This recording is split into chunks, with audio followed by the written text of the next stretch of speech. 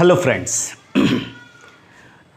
आज का जो आपका क्लास का लेक्चर है वो about the electronic configuration of atoms. इससे पहले जो है, अगर आपने प्रीवियस वीडियो देखा होगा तो उसमें हम लोगों ने जो है इलेक्ट्रॉनिक कॉन्फ़िगरेशन से पहले हम लोगों ने पढ़ा था quantum number. Quantum number 4 quantum number हमने आपको बताया था और चारों क्वांटम नंबर को जो है ऑब्ज़र्व भी किया था, क्या क्या इन्फॉर्मेशन वो देते। आज हम लोग इलेक्ट्रॉनिक कॉन्फ़िगरेशन के बारे में पढ़ेंगे। इलेक्ट्रॉनिक कॉन्फ़िगरेशन किसी भी एटम्स का हम लोग कैसे करते हैं, ठीक है भाई। तो आपको मालूम है इलेक्ट्रॉनिक कॉन्फ़िगरेशन को ये ऐसा माना जाता है, ये हाइपोथेटिकल प्रोसेस है। It is an hypothetical process, hypothetical process of an atom, ठीक है भाई। इलेक्ट्रॉन जो डिस्ट्रीब्यूशन करते हैं वो हाइपोथेटिकल प्रोसेस है। और साथ ही साथ कहा जाता है जिस भी इलेक्ट्रॉन को आप डिलीवर्ड करते हैं या डिस्ट्रीब्यूट करते हैं, किस में भरते हैं? ऑर्बिटल्स में। आपको मालूम है। और साथ ही साथ आप इलेक्ट्रॉन ऐसे ऑर्बिटल में इंटर करते हैं जिनकी एनर्जी क्या होती है? लोएस्ट होती है। लोएस्ट एनर्जी ऑर्बिटल में इलेक्ट्रॉन को पहले भरते हैं और जब इलेक्ट्रॉन लोएस्ट एनर्जी ऑर्बिटल में आप फिल कर लेते हैं, उसके बाद next electron goes on next higher energy orbital, next higher energy orbital में एंटर करेगा और इसी तरह से ये प्रोसेस प्रोसीड करता है। आपको ये भी मालूम होना चाहिए कि जो इलेक्ट्रॉन का डिस्ट्रीब्यूशन है डिफरेंट ऑर्बिटल्स में, उसी को हम लोग क्या कहते हैं? Electronic configuration. यानी डेफिनेशन में बोलेंगे क्या? The distribution of electron, distribution of electron into different orbitals is known as what? Electronic configuration. Electronic configuration. अब किसी भी एटम का जो इलेक्ट्रॉनिक कॉन्फ़िगरेशन आप ऑब्जर्व करते हैं उसमें तमाम इंफॉर्मेशन देता है कि कहाँ पे इलेक्ट्रॉन है, किस ऑर्बिटल में इलेक्ट्रॉन है, कौन से सेल में इलेक्ट्रॉन इंटर करा। ये सारी जानकारी आपको इलेक्ट्रॉनिक कॉन्फ़िगरेशन को देखने पे पता चल जाता है। जैसे हम एक एग्जांपल अगर लें, फॉर एग्जांपल जैसे हमने कहा 3px1, अगर आप इसी को ध्यान दीजिए तो p का मतलब क्या बताता है? p ऑर्बिटल हो गया, p हो गया ऑर्बिटल, और p ऑर्बिटल है तो p ऑर्बिटल के लिए l बराबर कितना होता है? 1। ये फिक्स है। क्वांटम नंबर वाला प्रीवियस वीडियो में ये बताया गया है कि किसी भी ऑर्बिटल के लिए जो है आपका l की वैल्यू क्या होती है, ये बताया गया है। अगर आपको याद ना हो, एक बार यहाँ डिस्कस देखिए कर ले रहे हैं। l बराबर 0 तो s ऑर्बिटल होता है, l बराबर 1 तो ये p ऑर्बिटल होता है, l बराबर 2 तो ये d ऑर्बिटल होता है, l बराबर 3 तो ये f ऑर्बिटल होता है। ये हमने बताया है आपको, इसको देखिए। तो चूंकि यहाँ पे p ऑर्बिटल आ रहा है तो p ऑर्बिटल के लिए l बराबर 1 हो गया। यानी आपको ये पता चल गया कि इसमें एजीम्यूथल क्वांटम नंबर की वैल्यू क्या है। और जो इंटीजर आप दिखाई दे रहा है, ये जो इंटीजर आपका 3 है, ये हमें बताता है प्रिंसिपल क्वांटम नंबर। ये हमें क्या बताता है? प्रिंसिपल क्वांटम नंबर की जानकारी देता है। और आप जानते हैं p ऑर्बिटल है, p ऑर्बिटल के लिए l बराबर 1 है, कितने बॉक्स होते हैं? ये आपका है 1, ये px हो गया, py हो गया, pz हो गया। इसी की बात कर रहा है और कह रहा है इसी में एक इलेक्ट्रॉन है, इसी में एक इलेक्ट्रॉन ये दिखाई दे रहा है जिसको आप ऑब्जर्व करते हैं। और उसके बाद जो है ये हमें संख्या बता रहा है, इलेक्ट्रॉन की संख्या, नंबर ऑफ इलेक्ट्रॉन बता रहा है। कितना इलेक्ट्रॉन यहाँ पे है? एक इलेक्ट्रॉन दिखाई दे रहा है। तो कहने का मतलब है इलेक्ट्रॉनिक कॉन्फ़िगरेशन आपको ये भी इंफॉर्मेशन दे रहा है कि जो इलेक्ट्रॉन है उसके जो स्पिन ओरिएंटेशन है इलेक्ट्रॉन की वो क्लॉकवाइज है कि एंटी क्लॉकवाइज है। और जो ऑर्बिटल्स होते हैं उनको नॉर्मली आप जो है चाहे आप स्क्वायर से दिखाते हैं, स्क्वायर बनाते हैं, और चाहे जो है सर्कुलर बना लीजिए, चाहे स्फेरिकल फॉर्म में दिखाते हैं। जैसे आप चाहे तो ऑर्बिटल को नॉर्मली कैसे रिप्रेजेंट करते हैं, देखिए ऑर्बिटल को चाहे स्क्वायर बना दीजिए ये, और चाहे जो है इस तरह से आप एक स्फेरिकल यानी एक गोला बना दीजिए, उसी में दिखा दीजिए। और इलेक्ट्रॉन का आप फिलिंग कैसे दिखाते हैं, ये एक इलेक्ट्रॉन ये क्लॉकवाइज हो गया।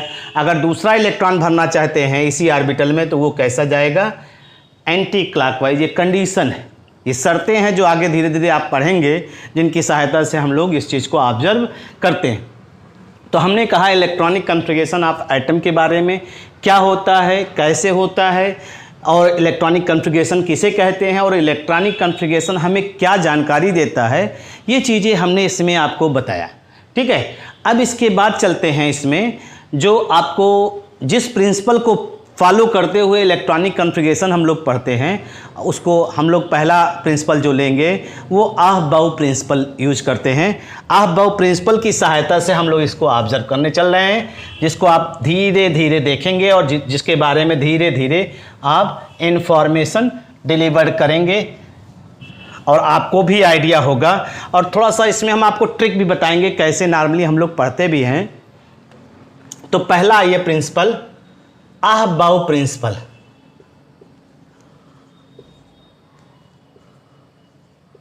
आहबाउ प्रिंसिपल इंपॉर्टेंट टॉपिक भी है, क्योंकि जैसे कहते हैं ना इलेक्ट्रॉनिक कॉन्फ़िगरेशन का जो बैकबोन है वो आहबाउ प्रिंसिपल है।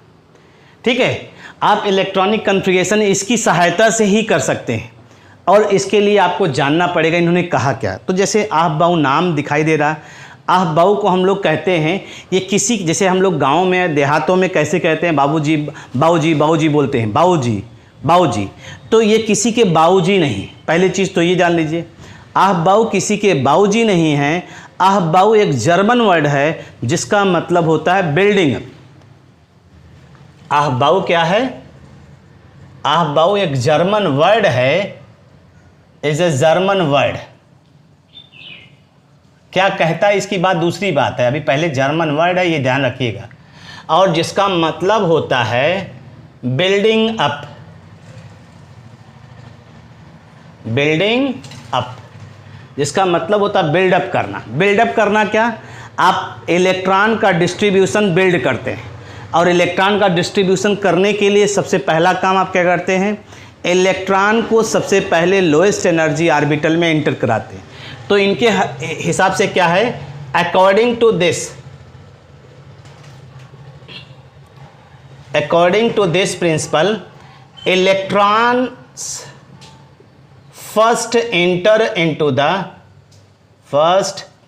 enters into the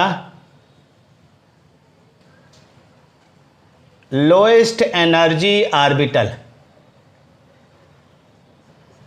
ये इनका स्टेटमेंट, इलेक्ट्रॉन सबसे पहले लोएस्ट एनर्जी ऑर्बिटल में एंटर करते हैं, और उसके बाद and then goes on according to increasing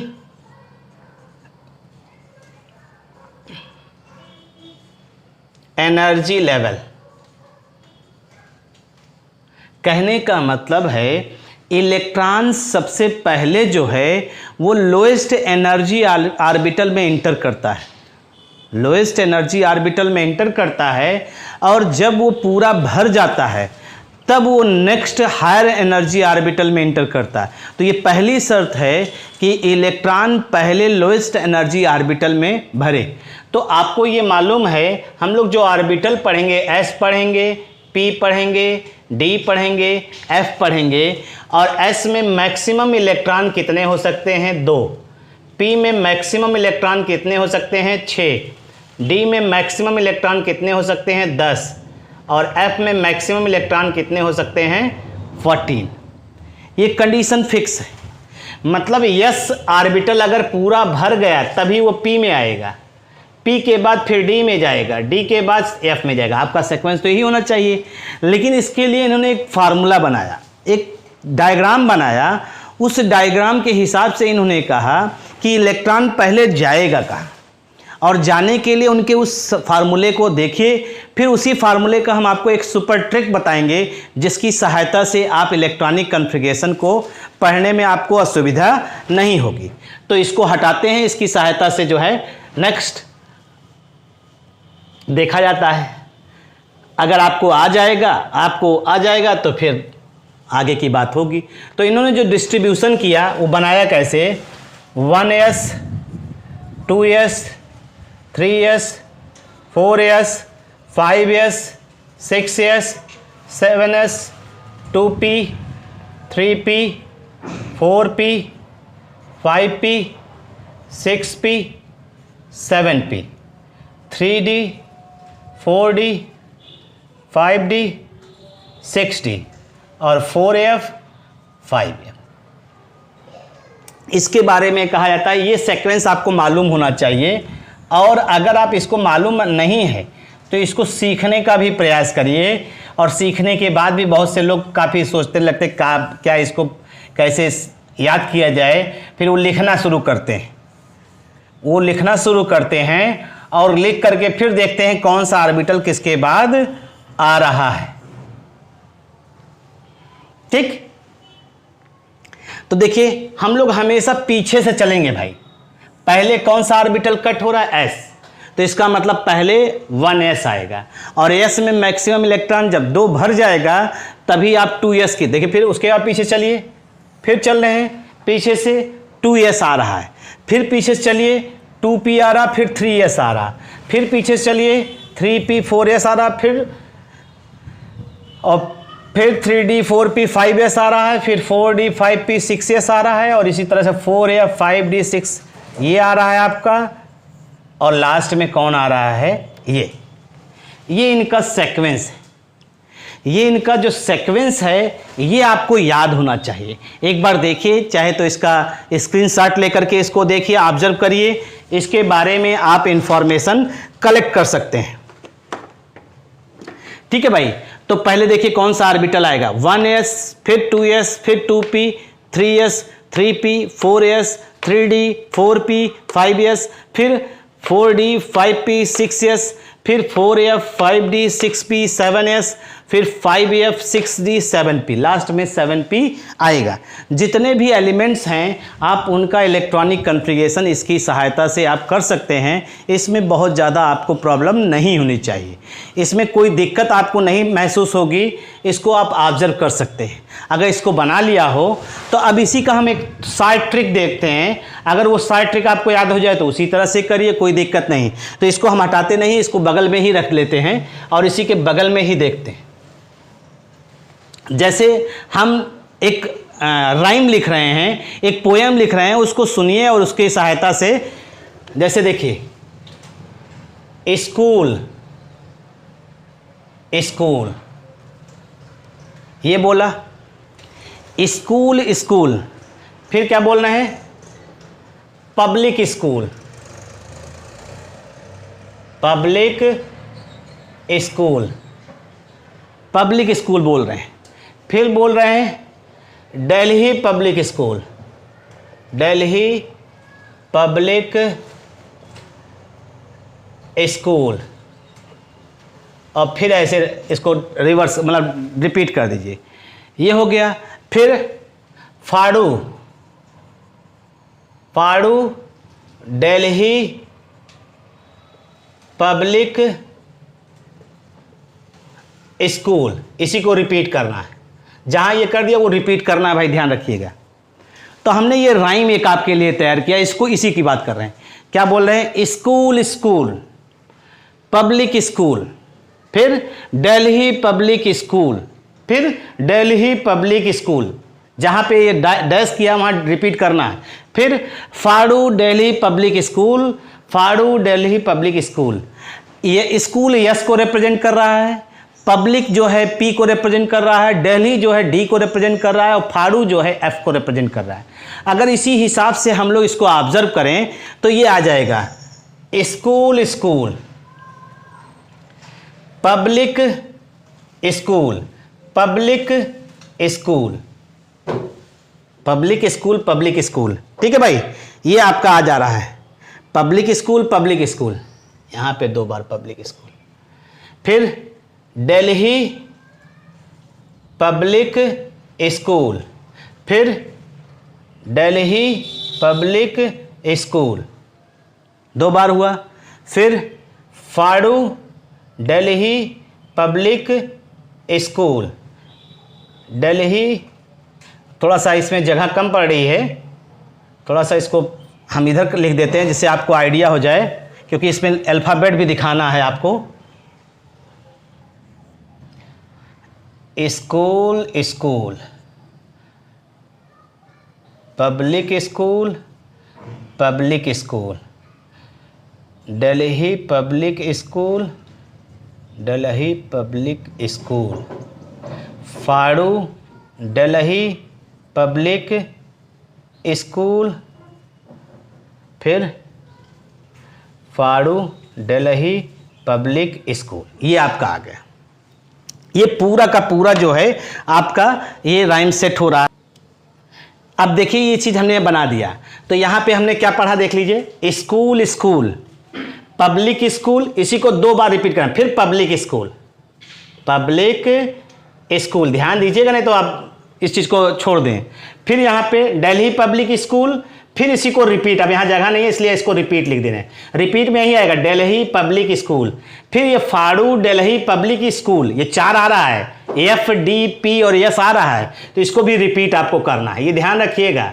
और हमने ये अल्फ़ाबेट सजा दिया है, ठीक, ये अल्फ़ाबेट सजा दिया है। अब देखिए आप इसको, पहला तो ऑर्बिटल कौन आएगा, 1s, 1p होता नहीं है, फिर 2p हो जाएगा, फिर 3d हो जाएगा, फिर ये 4f हो जाएगा, 4f हो जाएगा, ये सीधा सीधा। अब इसको हम कैसे मैनेज कर रहे हैं, देखिए यस को पहले लेते हैं, 1s के बाद क्या आएगा 2s, 2s के बाद फिर देखिए क्या आ रहा है 3s, फिर यहाँ क्या आएगा 4s, फिर क्या आ जाएगा 5s, फिर क्या आ जाएगा 6s, फिर देखिए क्या आ रहा है इसमें 7s, और फिर क्या आएगा 8s। ध्यान दीजिएगा इसको बनाते वक्त, 1s 2s फिर 3s 4s फिर 5s 6s और ये लास्ट में आ गया 7s और उसके बाद 8s। अब उसके बाद 2p आ ही गया यहाँ पे, 2p के बाद ये आ रहा है इसमें 3p, 3p के बाद ये आ रहा है 4p, 4p के बाद आ रहा है ये 5p और 5p के बाद आ रहा है ये 6p और 6p के बाद आ रहा है ये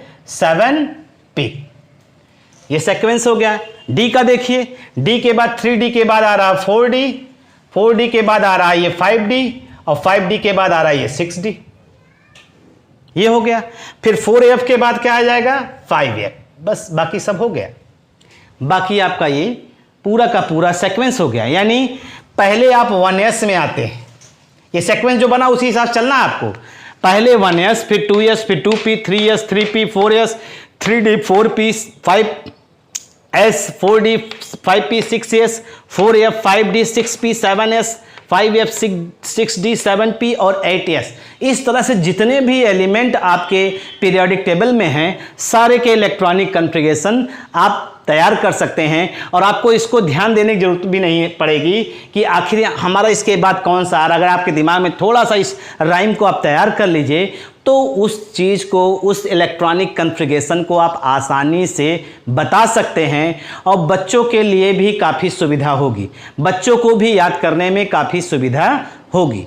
तो इस राइम को पढ़ने के बाद, अब इस इलेक्ट्रॉनिक कॉन्फ़िगरेशन का कॉन्सेप्ट समझने के बाद आइए हम लोग देखते हैं इलेक्ट्रॉनिक कॉन्फ़िगरेशन किसी एलिमेंट का हम लोग कैसे करते हैं। ये ध्यान रखना है कि पहला जो है orbital, S orbital, maximum 2 electron, P में मैक्सिमम 6 इलेक्ट्रॉन, डी में मैक्सिमम 10 इलेक्ट्रॉन और एफ में मैक्सिमम 14 इलेक्ट्रॉन आते हैं।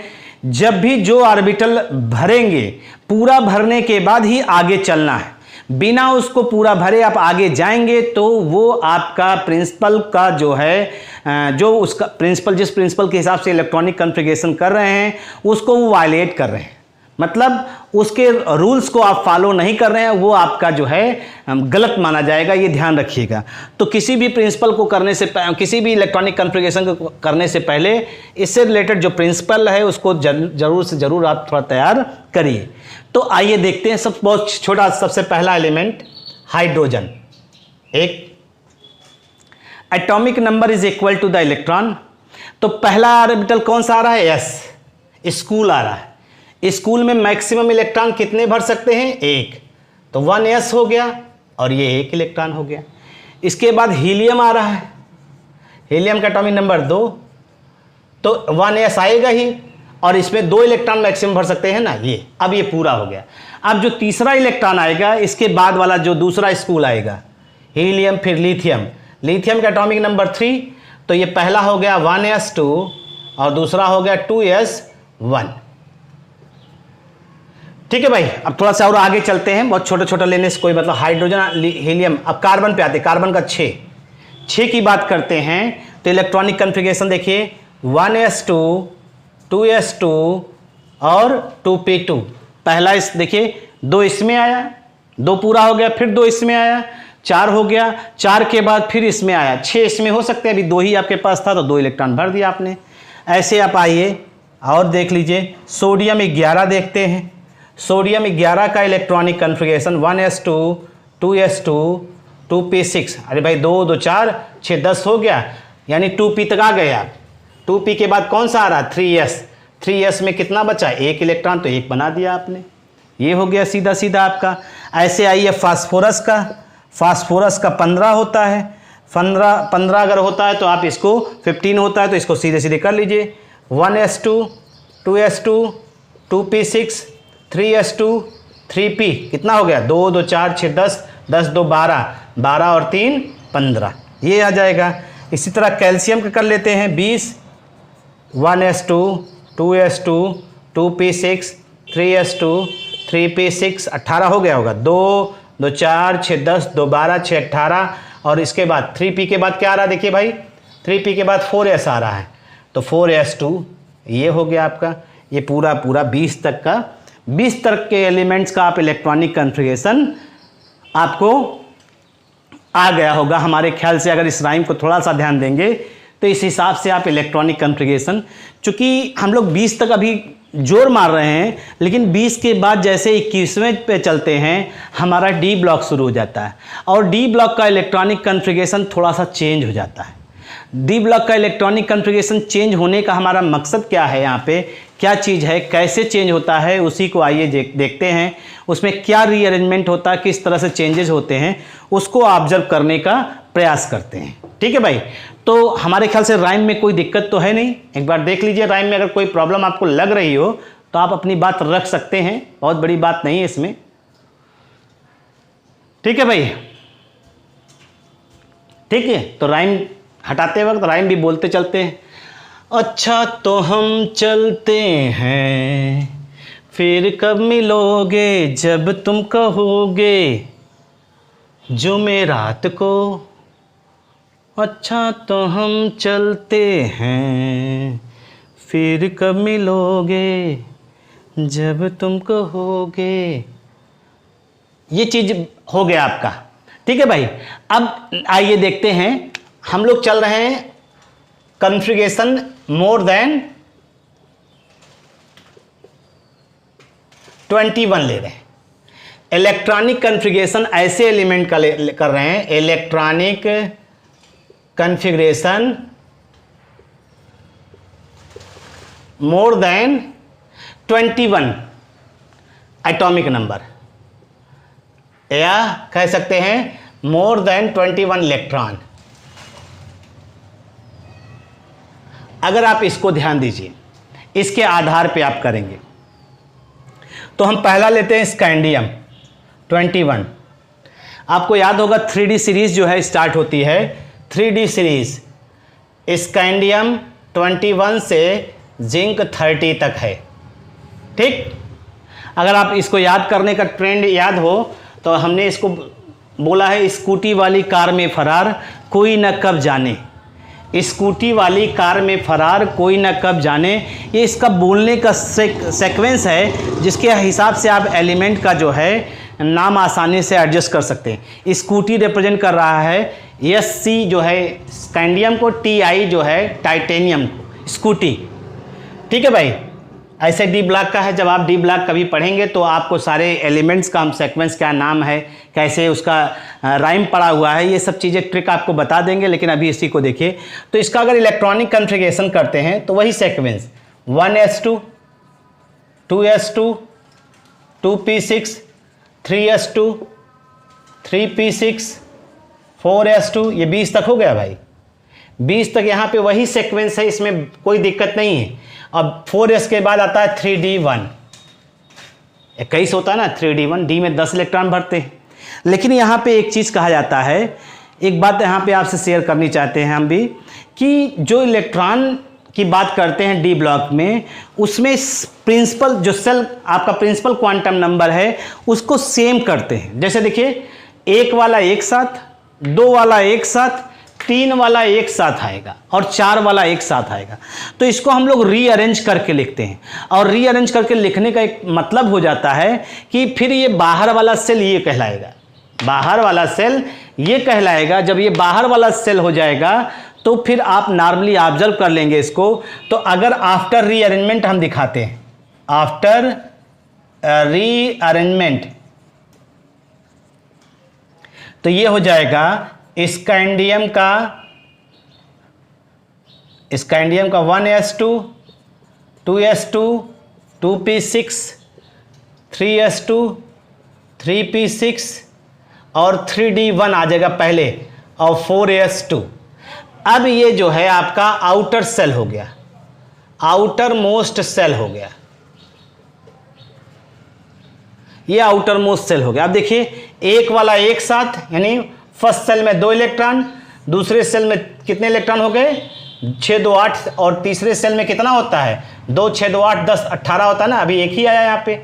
और ये आपका फोर्थ सेल जो है number of principal quantum number, ये आउटर सेल हो गया, आउटर मोस्ट सेल हो गया, जो आपको 4s2 बाहर चला गया और 3d पहले आ गया। ये रीअरेंजमेंट हम लोग करते हैं 21-20 के बाद के एलिमेंट में। ऐसे और देखिए, आयरन 26 दिखाते हैं आपको, अब कुछ करना नहीं। अब देखिए, रीअरेंज वाला का ही देखिएगा, यही रहेगा, यही ऊपर वाला सब यही रहेगा। अब हम लोग को बताया गया था कि आप लास्ट में 4s2 भर लीजिए, लास्ट में 4s2 भर लीजिए।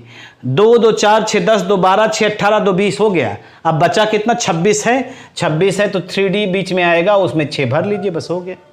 ये इलेक्ट्रॉनिक कॉन्फ़िगरेशन हो गया। ऐसे देखिए, जिंक है 30, कम से कम 50 तक आपको इलेक्ट्रॉनिक कॉन्फ़िगरेशन सही सही मालूम होना चाहिए भाई। जिंक 30 है, अगर आप 30 की बात करते हैं तो 1s2 2s2 2p6 3s2 3p6 और लास्ट में 4s2 हो गया। ठीक है भाई, 20 हो गया है, और जिंक 30 है, तो इसका मतलब 3d में कितने इलेक्ट्रॉन आएंगे 10। ये देखिए आप इस तरह से इसके इलेक्ट्रॉनिक कॉन्फ़िगरेशन को आप ऑब्जर्व कर ले रहे हैं। यहाँ पे कोई बहुत ज़्यादा आपको असुविधा नहीं होनी चाहिए। अगर असुविधा हो तो आप जब वीडियो अपलोड होगा तो चैट बॉक्स में जा कर के इस असुविधा, जो भी आपको परेशानी होगी, उसको आप शेयर जरूर करिए कीजिए, आप कमेंट के रूप में अपनी बात रखा जरूर कीजिए। ठीक है, लेकिन प्रॉब्लम क्या है कि आप इतना समझदार हैं और हम इतना अच्छा पढ़ा रहे हैं कि आपको कोई असुविधा हो नहीं सकती। ये तो आप बहुत समझदार हैं तो हम बहुत अच्छा पढ़ा रहे हैं, और दोनों ऐसा कुछ है नहीं। दोनों कहीं भी एक दूसरे से ताल्लुक नहीं रखते हैं। तो कहीं ना कहीं आपको परेशानी है, कहीं ना कहीं हम भी उस हिसाब से आपको हो सकता ना समझा पा रहे हो जैसा आपको समझ में आए। तो वो बातें आप चैट बॉक्स में आकर के अगर बताएंगे तो फर्दर वीडियो में जो है उन चीज़ों का ध्यान रखा जाएगा। तो ये इलेक्ट्रॉनिक कॉन्फ़िगरेशन हो गया, 30 तक की बात कर रहे हैं। अगर ऐसे हम और आगे चलें, 50 के ले लेते हैं। अभी हमने एक्सेप्शन वाला नहीं यूज किया है, एक्सेप्शनल इलेक्ट्रॉनिक कॉन्फ़िगरेशन हमने यहाँ पे यूज नहीं किया है। इसका कारण ये है कि एक्सेप्शन वाला अगर यूज करेंगे तो वो अभी आपका दिमाग भ्रमित कर देगा। पहले आप इतने सीखिए, फिर एक्सेप्शन के लिए अलग से हम लोग ऑब्जर्व कर लेंगे, कोई बहुत बड़ी बात नहीं। जब भी हम एक्सेप्शन वाला बताएंगे उसी दिन आपको बताएंगे क्वांटम नंबर का कैलकुलेशन भी उनकी सहायता से। एक्सेप्शन इलेक्ट्रॉनिक कॉन्फ़िगरेशन और क्यों ऐसा होता है, और साथ ही साथ कैलकुलेशन ऑफ क्वांटम नंबर। आज सिर्फ आप नॉर्मल कैलकुलेशन को समझिए, नॉर्मल इलेक्ट्रॉनिक कॉन्फ़िगरेशन। जैसे 10 है 50, 1050 है, अगर इसका इलेक्ट्रॉनिक कॉन्फ़िगरेशन आप करेंगे तो नॉर्मल सीक्वेंस है, देखिए 1s2, 2s2, 2p6, 3s2, 3p6। ध्यान दीजिएगा, ऐसे आप दिमाग में बैठाए रहिए। 3p में 3d भी आता है, 3p6, 3d10, 4s2, यहाँ तक 30 हो गया। ध्यान दीजिए, यहाँ तक आपका 30 हो चुका है, ये अभी पढ़ा है, यहाँ तक आए हैं आप, 30 हो चुका है। अब आपको 20 और चाहिए। फिर उसके बाद 4p आता है, 4p6, 4d10, ये हो गया। 4p6, 4d10 आता है। 4d के बाद फिर क्या आता है, 5s, हम रीअरेंज करके डायरेक्ट बता रहे हैं आपको। 5s2 और 5p2। अगर गौर करिए, काउंट करिए, देखिए 50 हो गए कि नहीं। 2 2 4 6 10, 2 12 6 18, 18 10, 28 2 30, 6 36, 10 46 और 4 50। ये आपका ये इंडिकेट कर रहा है कि ये p ब्लॉक एलिमेंट है। लास्ट इलेक्ट्रॉन किस में जा रहा है, p ऑर्बिटल में जा रहा है, तो p ब्लॉक एलिमेंट है। सॉरी, आपको ये लग रहा होगा हम डायरेक्ट कर दे रहे हैं। डायरेक्ट इसलिए कर रहे हैं कि ये आपके प्रैक्टिस के ऊपर बेस्ड है, आपको प्रैक्टिस करना है। आप इलेक्ट्रॉनिक कॉन्फ़िगरेशन करेंगे, हमको तो ध्यान ही है कि कैसे कैसे कहाँ तक क्या पहुँचना है। ठीक है भाई, वो हम तो बता ही दे रहे हैं, लेकिन आप कैसे करेंगे इस चीज़ का भी ध्यान होना चाहिए। अगर हम इसी को आगे बढ़ाएं, जैसे हमने ले लिया, मान लीजिए अब 50 के बीच में आ रहे हैं, 50 तक हमने कहा आपको आना चाहिए, 50 के बीच में आ रहे हैं। 1 से लेकर 50 के बीच में अगर कोई भी एलिमेंट लेते, जैसे हमने मान लिया, सपोज करिए आपका याट्रियम ले लिया, याट्रियम 39 है, याट्रियम 39 है, इसका एटॉमिक नंबर है, 50 तक वो गया है। अब उसी में देखिए 2 2 4 6 10, 2 12 6 18, 18 10, 28 2 30, 30 6 36, 36 और 2 38, और 38 याट्रियम कितना दिया है, 39। इसका मतलब यहाँ पे 4d में कितना आएगा, सिर्फ 1 इलेक्ट्रॉन। सिर्फ 1 इलेक्ट्रॉन आप कर देंगे, आपका सीधे सीधे आ जाएगा। यानी याट्रियम का अगर करना है तो 1s2, 2s2, 2p6, 3s2, 3p6, 3d10, 4s2, 4p6, यहाँ तक आप काउंट करिए तो लगभग आपको आ गया 30 और 6 36 आ गया, 36। और हमने बताया ना, d के बाद अगर यस आता तो पहले यस को भर लीजिए, 5s2, 36 और 2 38। अब इसके बीच में 4d आ जाएगा और 4d1। ये आपका 39 का जो है इलेक्ट्रॉनिक कॉन्फ़िगरेशन हो गया। याट्रियम 39 का आप इलेक्ट्रॉनिक कॉन्फ़िगरेशन इस तरह से ऑब्जर्व कर ले रहे हैं, इसमें बहुत ज़्यादा दिक्कत आपको महसूस नहीं होनी चाहिए। तो इस तरह से आप 50 तक के एलिमेंट का जो है इलेक्ट्रॉनिक कॉन्फ़िगरेशन आप ऑब्जर्व करते हैं और इसको पढ़ते हैं। इसके बाद जो है इसका जो एक्सेप्शनल इलेक्ट्रॉनिक कॉन्फ़िगरेशन है उसको हम लोग नेक्स्ट वीडियो में इस चीज़ को ऑब्जर्व किया जाएगा। आज आप इतनी ही चीज़ों को पढ़िए, इतनी ही चीज़ों को डिटेल में ऑब्जर्व करिए।